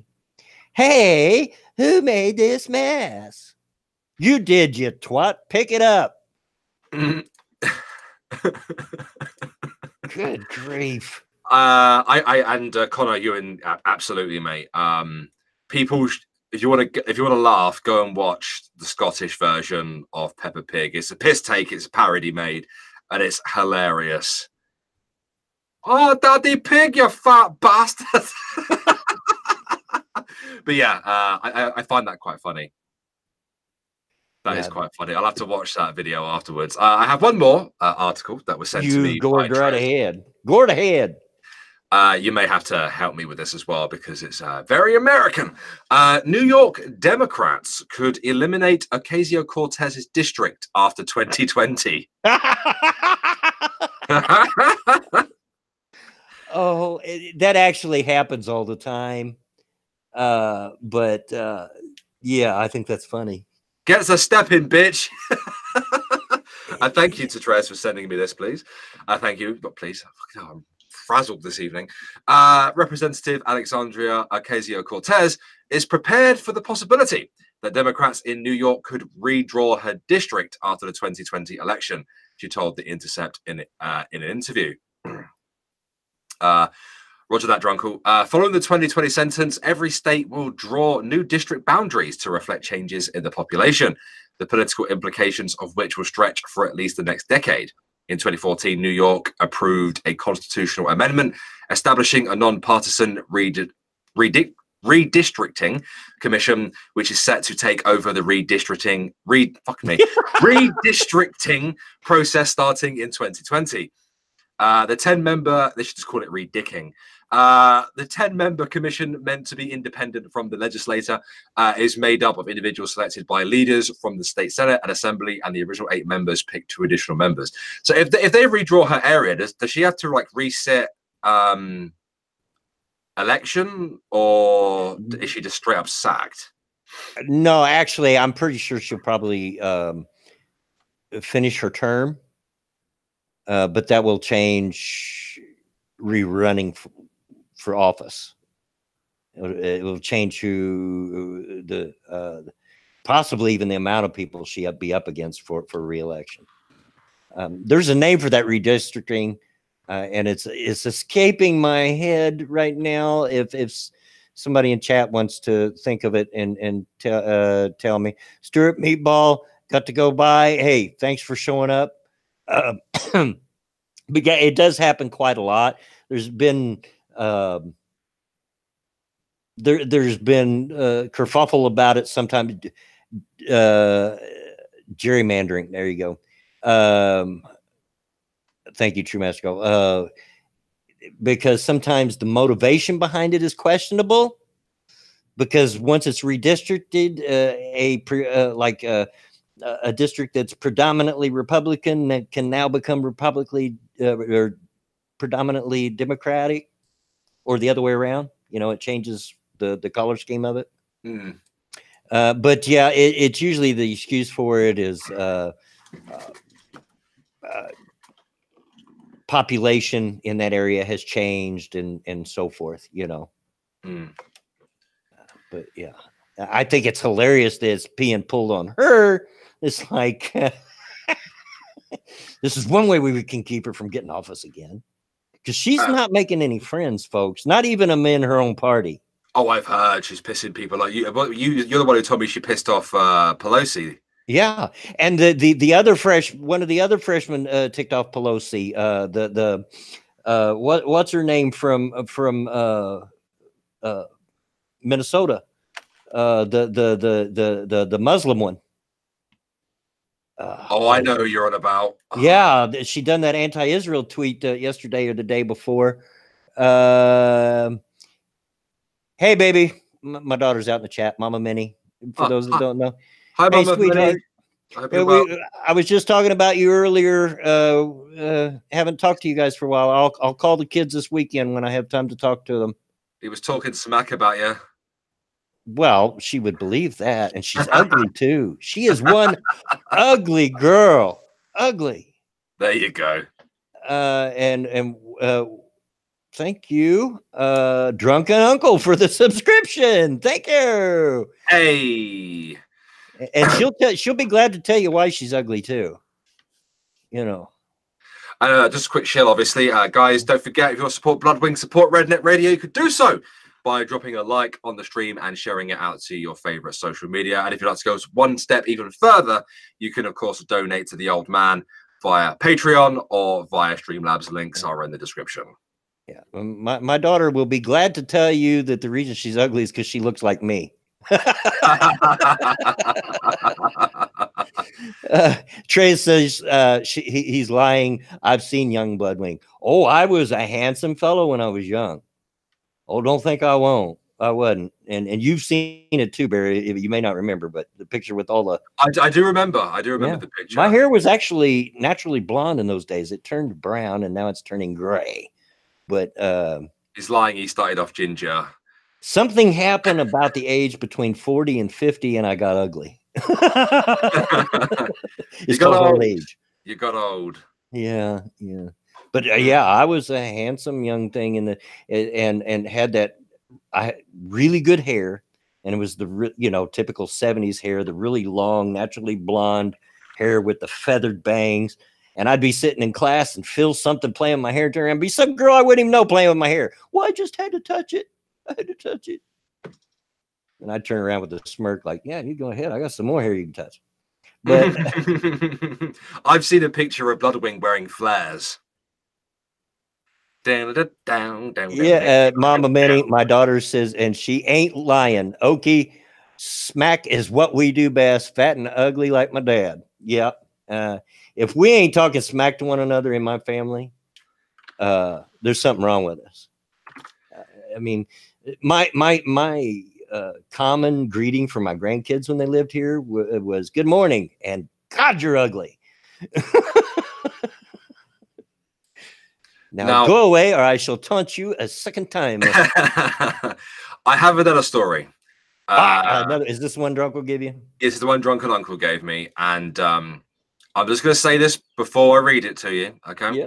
Fuck my country. Right. Fuck I mean, my country. okay, as long as there's consent, okay. Who am I to judge? This is going to sound really alien to Americans because you guys have the fourth, right? Right. This is from Lancashire Police. Uh-huh. You say you know it's going to be good when it's an official British British Yeah. Police Twitter account, right? Proactive patrolling by Team 3 identified a suspicious vehicle that failed to stop. Driver arrested in possession of a lot of cash, and they've even used a bag of money emoji. POCA hearing arranged. Driver will have to convince the court this is not the proceeds of crime, and he can't. We will spend it on some cool kit. So I'm just going to show you what they got off the guy. They basically arrested him for having money. Arrested him for having money? Yeah, and they confiscated all of it. Okay, I get confiscating someone's money when they're arrested for drugs or in possession of stolen property, and that happens. I get that, but just for having the money? Yep, I guess he was suspicious for whatever reason, and they found he had a lot of money on him, and they confiscated it. I mean, I could understand it raising some red flags if this guy doesn't have any visible means of support and he's got a pocket full of cash, you know, but you can't to take his money just because you're suspicious. As Drunkle said, they basically mugged him. Yeah. Also, fuck Lancashire Police for just the worst English ever used in a tweet. Second, fuck them for basically just confiscating money off a guy because he might be, you know, it might have been for a crime. Yeah. I wonder how much of that they're pocketing. Well, they joked about it, but it wouldn't fucking surprise me. Something like that happened to me once. It wasn't money they took from me, but it was beer. Was you driving with beer? I was parked in a local park, which is actually was there so you could watch the airplanes take off from the airport. Oh, okay. People would park there, but you know, generally they were either there smoking up or you know, bumping uglies in the back seat. Yeah, we have viewing parks here as well. And anyway, we seen the cops come up. We were the only car in the parking lot. We just had bought a case of beer, just had opened the first beers. We were getting ready to go watch the movie Tommy. You know, the Who, the rock opera Tommy, the pinball wizard Tommy. We were going to watch it at the midnight movies, and we got a case of beer. Just opened the first couple of cans, and here come the cops. And one of my buddies reached out and shoved the case, it was cans, under the car. And they didn't see him do it because I had the light. You know, when you're going to do stuff like that, the first thing you do is take the light out of your overhead light in your car. You know, that's just that's rule of thumb. Anyway, they didn't see it in the car, but they sat there and watched us while we pulled off. I'm like, oh crap, they're going to see this. And sure enough, we have to pull off, and there's that case of beer left laying there. And they didn't come after us. But we waited a little bit until we seen the cops leave, you know, kind of off in the distance, and then went back and it was gone. Like, yeah, guarantee that don't go to their impound. That's ending up in their refrigerator. Yeah, I bet.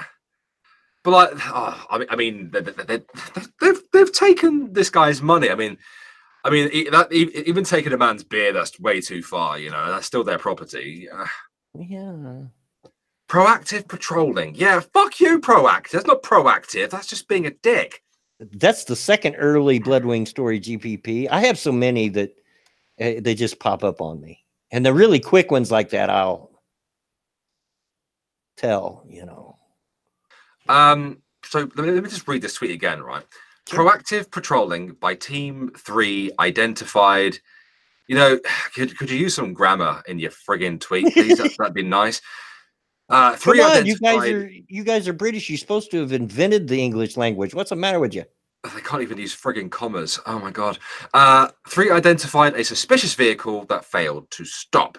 Driver arrested in possession of a lot of cash. I can't believe they had the cheek to use a money bag emoji. They can use an emoji, but they can't use, like, commas. Yeah, you know, I use emojis on Twitter, especially the smirk one, since it's so racist now. You know, I'm sure to throw it in every tweet. You know, because of the Covington kids. You know, smirk is racist. It's dangerous. It's violence. But yeah, putting the money bag in a police official Twitter, that's a little childish. Are they just trying to be cool? I think they're just being dicks. The driver would have to convince the court. He'd have to convince the court that the money he had on him, it wasn't the proceeds of a crime. Right. Like I said, I could get it. I could understand confiscate if they also confiscated drugs off of them or stolen property. You know, something right there in front of you to say, okay, there was a crime committed and this money was probably proceeds from that crime. But just the money by itself. Oh, got another subscription. Boy, I'm getting the subscription. Perfectly Faded Delusions. Thank you. There you go. Boom. Thank you very much. I'm pretty annoyed. I mean, I guess they fucking thought that, he was driving maybe a bit erratic or whatever, or maybe his car was a bit suspicious. Maybe they got a report or something, and they tried to stop him and he didn't stop initially, and then that gave them the probable cause to search. But to just straight up jack the money off of him, and now he has to prove it wasn't from the proceeds of a crime. I assume he has to take. See you later, Drunkle. I assume he has to get a bank statement or something now to prove that he withdrew the money from his account. Catch you later, Drunkle. Have one for me, bud. Which is stupid because, he could just, if it was the proceeds of a crime, he could just say that, these withdrawals from my bank account over the last 10 months was all that money, and I was using that money to go pay for a car. That's fucked up because, when you buy a used car from some guy off of eBay or some car website, you sell a used car on the internet. You contact them personally. You go and make your own deal with them, right? So presumably you withdraw, a lot of cash. I've done it before when I bought my Fiesta. I withdrew £400 from my bank account. I took it from A to B to go buy the car off the guy. So if the police had stopped me, it'd be like, oh my God. Yeah, I don't get it. It does happen here. It does happen here in some areas. But I don't agree with it. I don't see it if all they got is the cash and suspicions. Like I said, it's one thing to take it if you also confiscated drugs or stolen property or whatever, and you can connect all this cash to the crime. But I don't agree with that. No, I definitely don't myself. I think that is disgusting. If you have probable cause to stop and search them, all right, whatever, cool beans. You're just doing your job. I don't really care about that. We don't have the Fourth Amendment here, so it's really not something that's in the mind of the British people. Other than the stop and search thing in London, it's just not really an issue for most of us. But to take his money. Yeah. Of course, when you was going through all that, I was thinking about all those, what are they called? Those crazy people that think they don't have to have driver's license and they don't consent to the laws of your country. And what are they? Sovereign citizens. Oh, damn stupids. I don't consent to your search. If you want a good laugh, look up the sovereign citizen videos. You get morons like, I refuse to open the door. I don't consent to your search. Okay, fine. Crash goes the window. Sinatra showed me one for his special, and oh my God. They are morons of the first order. Idiots. The police must have known the guy as well, because they were pretty much preparing for him to try and leg it. Mm-hmm. And they were like, right, if you don't get out of this car, I'm going to let this dog in the car, and he's going to bite you. And it's all based on a more than 200-year-old document called the Articles of Confederation, which were superseded by our Constitution. I just like seeing your police smash open their windows and just flip the door open and just let dogs in. And here is a fun fact for you people. If you don't open your car door for the cops and you lock your doors like that's going to keep them out, they will break the window to get you out. It's going to happen. So now, not only have you got arrested, but you've got a broken window you got to replace in your car. You moron. The dog messed him up as well, Bloodwing. Oh, well, yeah. When I was, I told the story about going to jail the first time when I was drunk and on all kinds of things. And I ran into the buddy of mine from high school in the, while we were eating breakfast. In the cell, in the drunk take with this guy was just messed up. He was a bloody mess. They didn't even clean the blood off of him. He was just blood from head to toe.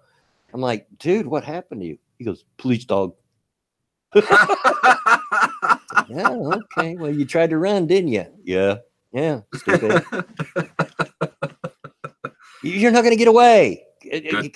Save yourself the grief and just say, okay, you got me. You ain't getting away from an Alsatian on foot. No. Not unless you're a friggin' free runner. Just like, good grief. At any rate, keep the chat busy for a minute. If anybody guessed an hour and 45 minutes, you're right on. And by the time I get back, it'll be almost story time. But I got Hey. All right, mate. I'll keep the chat busy. What's going on, chat? I hope you're all well. Again, quick shield for Bloodwing. If you'd like to support him, support Redneck Radio. I'm sure Bloodwing would really appreciate it, guys. You can do so by dropping a like on the stream, sharing it out to social media, sharing his channel out to social media in general is really good. And of course, if you have a few spare shekels, throw some money at him via Streamlabs or become a patron to support him on a monthly basis, because he's a good boy. He's a good boy. What's going on, Condemned Viking? I hope you're well. It's good to see everybody in the chat.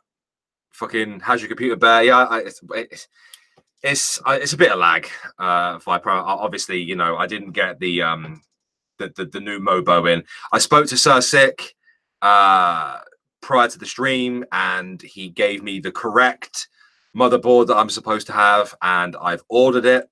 So hopefully that will come this week, and hopefully I'll be able to get the computer sorted out this week, and I won't have massive lag, because I'm getting lag just opening OBS. Last night before Ghost Poo, I opened up OBS and my mouse starts lagging across the friggin' screen.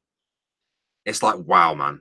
I can't even game properly at the minute. I'm still getting lag playing Prison Architect, for fuck's sake. So yeah, I was surprised that I was able to stream last night, if I'm honest. But it still worked out, luckily. I didn't have to drop my bit rate or anything like that, so that was good news. But today, a little bit frazzled. Yeah, pretty much, Trez. And I've been wanting to stream Subnautica Below Zero, but you remember the other week when we did Ghost Poo Gaming, just me and Sin, and I had Dying Light, and it was all out of sync and stuff? That's what will probably happen if I tried to right now. Even with something that isn't as GPU, CPU heavy. You know what I mean? So, Alan Sawyer, yes, you are just in time.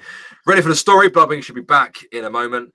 I'm already back, and boy, is the wind blowing outside. My gosh. Exactly, Viper. Laggington Bear is really irritating me at the moment. I'm getting it editing videos. I'm getting it every time I open up OBS, the mouse is going across the screen for the first few seconds.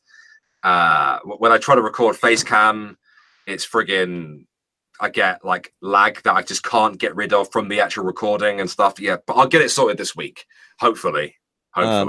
Toasted Network says, I don't want to be rude, but do people give you weird looks when you walk with your grandchildren? And I'm assuming because he means that because they're biracial. Not that I've ever noticed, and I wouldn't care anyway. I would. Are they openly biracial, or as far as I'm aware, yeah. But I probably wouldn't care anyway. I would just say something to him like, "What's the matter? Haven't you seen a half black kid before?" Which I've done. You think I'm kidding? Bear doesn't, but you all might think I'm kidding. Before my daughter got divorced, when my son-in-law, who's black, would sit out on the back porch with me and we'd grill and whatnot. Sometimes people walking down the road would give him pretty hard stares because a black man in this neighborhood's a pretty rare sight. And I would just holler at him. What's the matter? You never seen a black guy before? It's funny you say that, mate, because I think I may have told you this before. I don't know if I've told everybody in the chat, but as you know, my mum was adopted.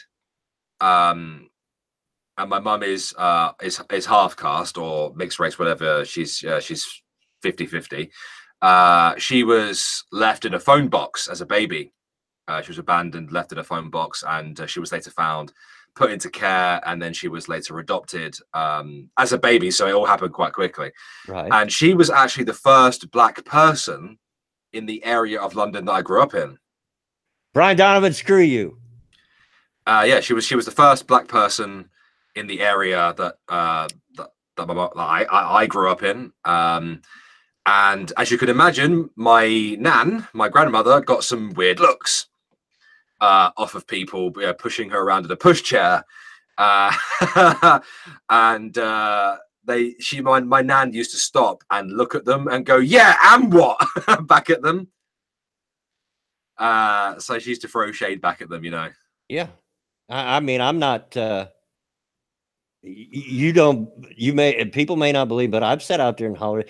The kids walk by with their drooper drawers hanging down to their knees, you know. I hate that. I pick them pants up. I don't want to see your underwear. I'll do it. If my pants are not sat on my waist, it's uncomfortable for me. Yeah, I don't see how they stand it. Mom, my daughter says you should see the high score here, Dad. Wind is tearing everything up. No, thank you. Keep it in Michigan, please. Duck Dog asks, "What do you like for old cars?" Anything from the 40s up through the late 70s,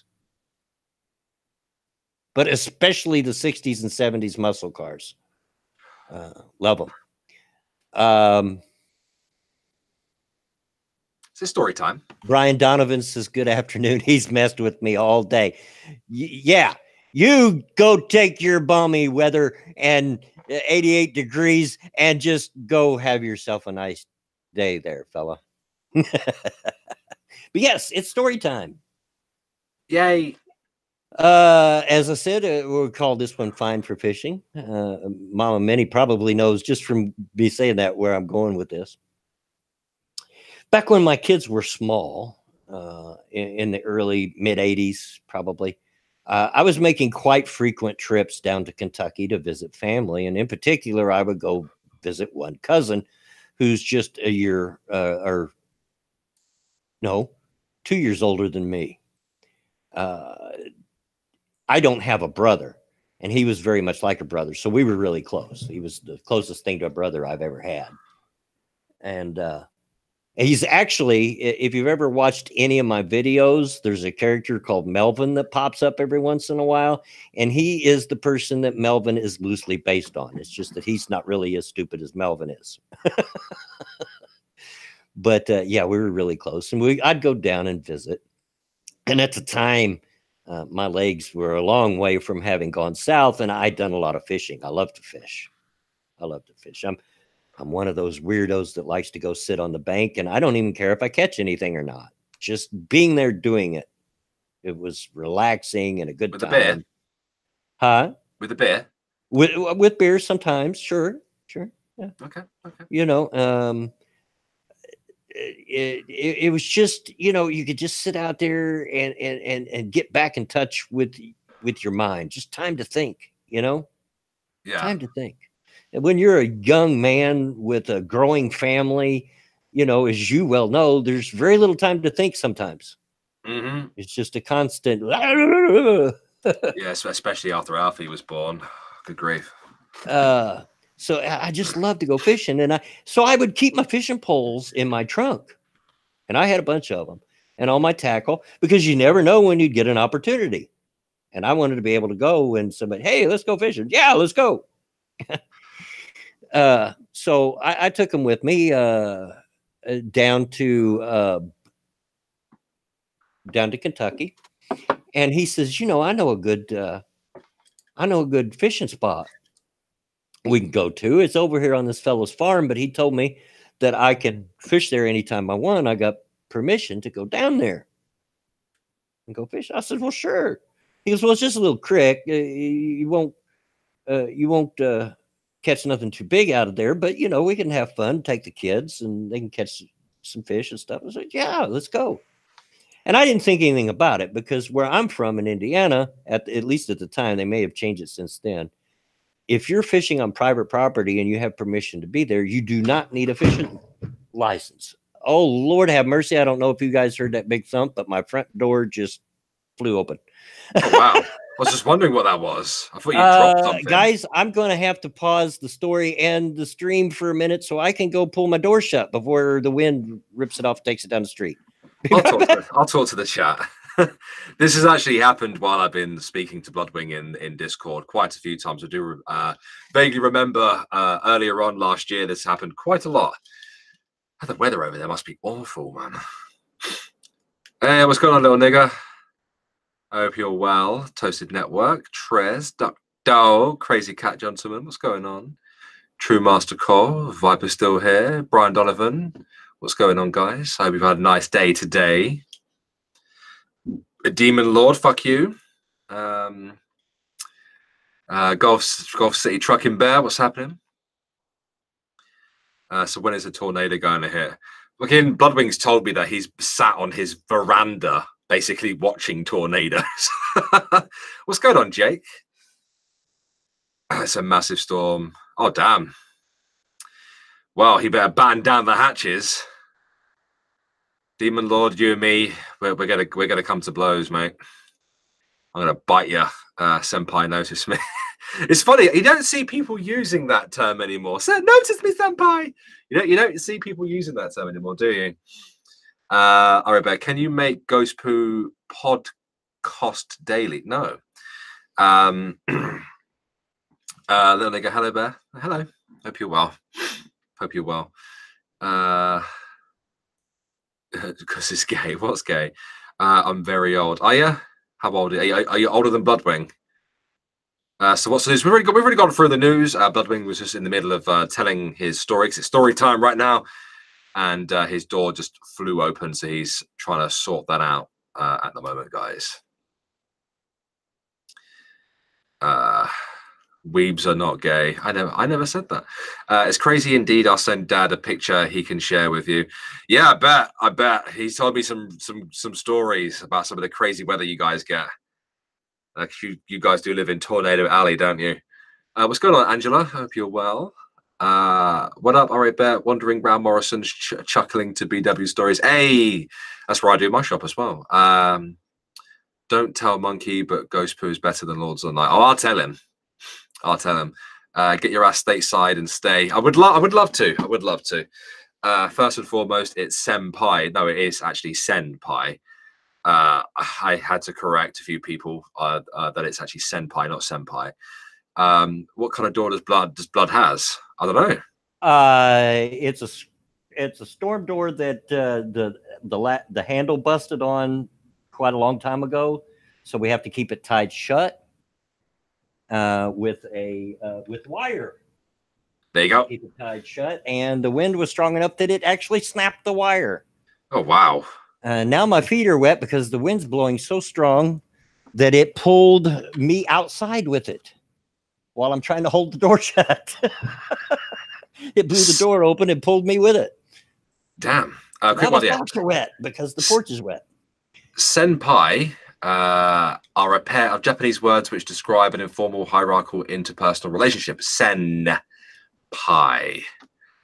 That's what Google says. Yeah. So The yeah, sem comes from the Urban Dictionary, it would appear.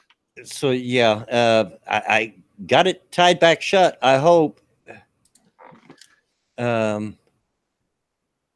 that wind's really something else. My goodness.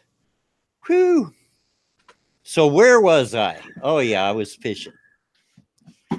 Pat likes pie. Hey Pat. He does. Yeah. I like rhubarb pie. Oh my gosh, I love rhubarb pie. I do enjoy rhubarb, but I do prefer an apple pie with custard. So I had traveled down to Kentucky. I gave the background. I love the fish, and I always carried my fishing equipment with me. Traveled down to Kentucky, and he says, I know this place to go fishing. It's on private property, and we could take the kids and, you know, maybe have a good time. Sure. I didn't think anything about it because the state I'm from at the time, they may have changed it since, but at that time, if you're fishing on private property, you did not need a license. You know, it's as long as you had permission by the property owner to be there. So I just assumed, which is a big mistake. You know what they say about assuming, that it was the same in Kentucky. Well, it's not.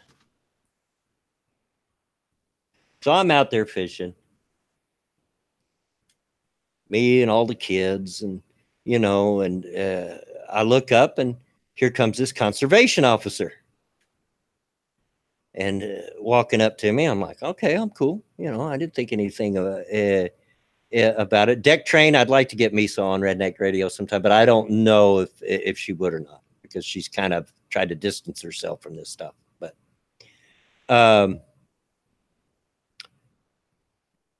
I see him walking up, and he says, "Hey, how y'all doing?" I'm doing pretty good. How's the fishing? It's all right. It's just all a bunch of little peckerwoods, you know, but we're just throwing them back. And if you don't speak redneck, little peckerwood is just the little bitty bait stealers, you know, little bitty fish. And just a bunch of little peckerwoods. And I'm, you know, we're just having a good time out here with the kids and stuff. And he says, have you got a license? And I was like, I didn't know I needed to have one. This is private property. It doesn't matter. You got to have a license. Well, come to find out that he was well within his rights legally to have confiscated all my fishing equipment, which I had quite a lot, and had a lot of money sunk into. I had 2 tackle boxes full of tackle, 2 large tackle boxes full of tackle. You could not take me in a fishing department in Walmart in those days, because I would still be looking at fishing stuff an hour later, you know.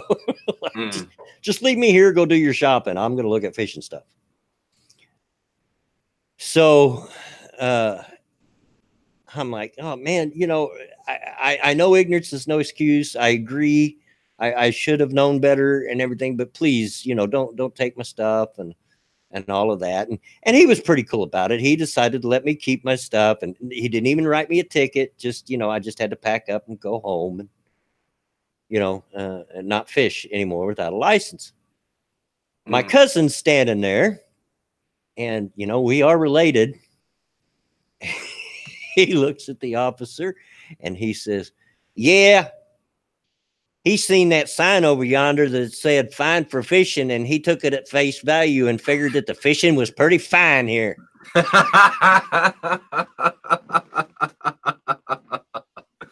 Fantastic.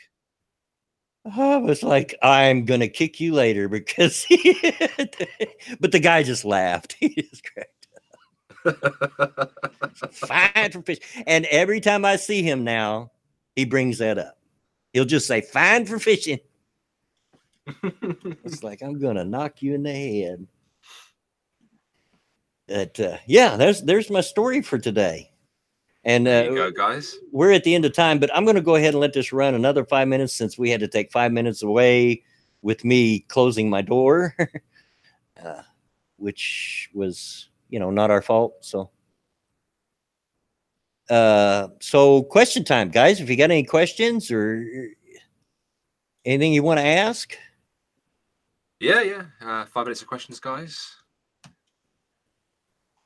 Before we go, I've got to get to work on this video as soon as we're done. So, did I watch the did I watch the AAF? Okay, you'll have to excuse me because my brain's not working real good. What the heck's the AAF?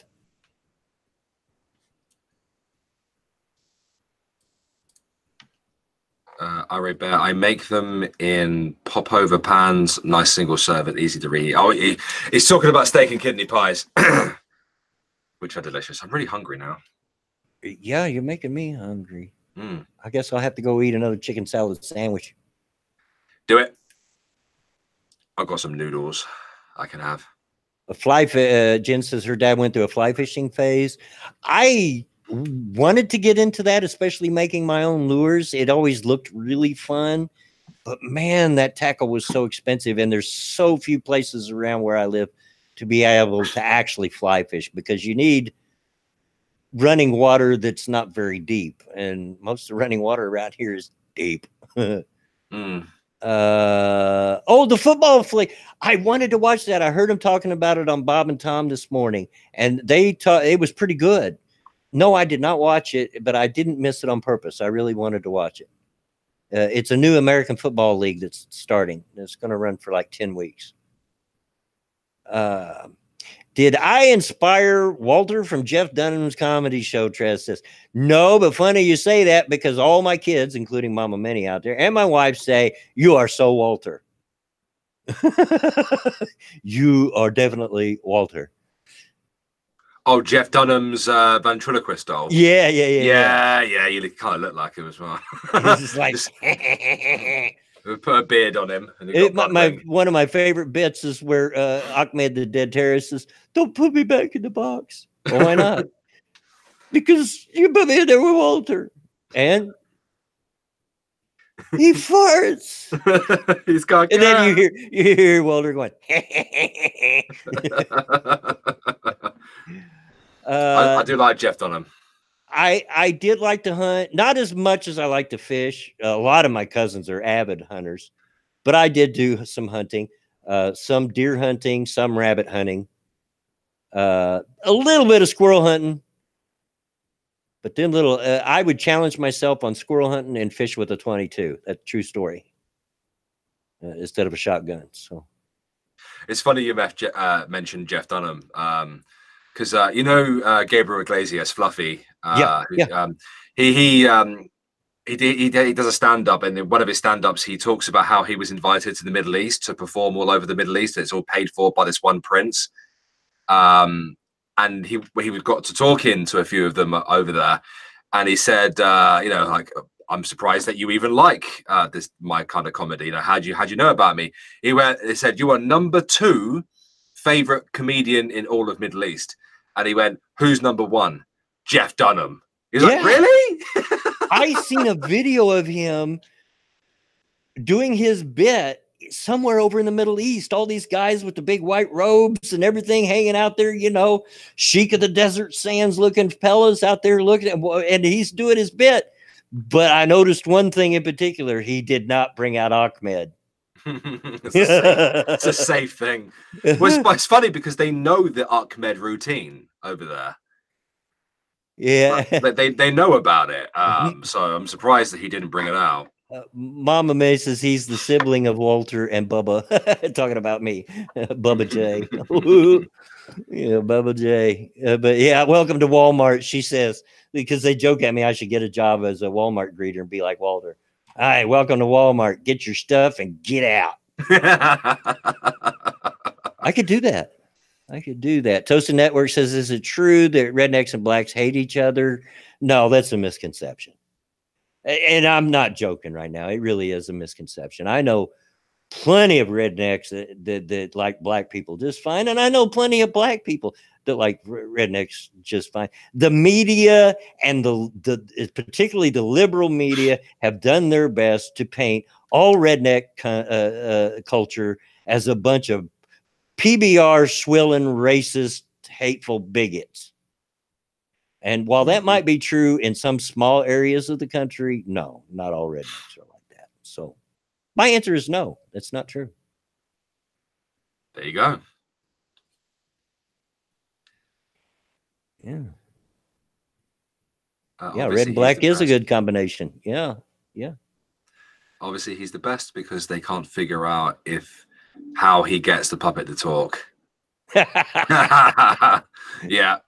I love Jeff Dunham. He's one of my favorite entertainers. I really love Jeff Dunham. Once I'm done with making this video, I might watch one of his stand-ups on Netflix. And Ryan Walters is right. Rednecks and blacks have a lot in common. And that brings up a good point. There's an area here in town called Hawville. Now, Hawville is gun and knife area to the extreme. It's nothing to hear automatic gunfire as you're walking through the area in the night and the early hours of the morning. I know because I used to deliver papers there. And it's predominantly black. But if you get any white people move in there, they are of the redneck variety. So, yeah. There you go. There you go. Do have a lot in common. But, yeah, we've went actually now 7 minutes over. And you've got a video to do, and I've got a nap to take. And thank you guys for showing up. Thank you so much for the donations. You guys are too good to me, I swear. And thanks for all the likes and shares. Look at that. 73 watching, 76 likes, 1 dislike. It was probably what's his name. Boom. Yeah, Duck Dog. Yeah, which is perfectly fine. You know, it's all interaction. I'm not one of them people that's going to freak out. Oh my God, somebody disliked my stream. Whatever shall I do? How dare they? You, oh, so-and-so. Well, it's all good. So anyway, thanks a lot, guys, for showing up. Sorry if I was a little distracted today, but you know the reasons for that. I think I did pretty well. I kind of got on a roll there for a while. But yeah. Thank you, Bear, for showing up. As always, anything you want to shill? No, there's nothing to shill at the moment. Nothing to shill at the moment. Just what you're working on, right? I mean, there is the video that I need to get to work on because I've messed it up, but I need to kind of start all over again. But you guys will find out about that soon. Don't worry. Tom of Gold City says, thanks, Bloodwing, and his beautiful assistant. And you're right, Trez. I did set a new record. Don't count on that every week. That was pretty abnormal. All right, guys.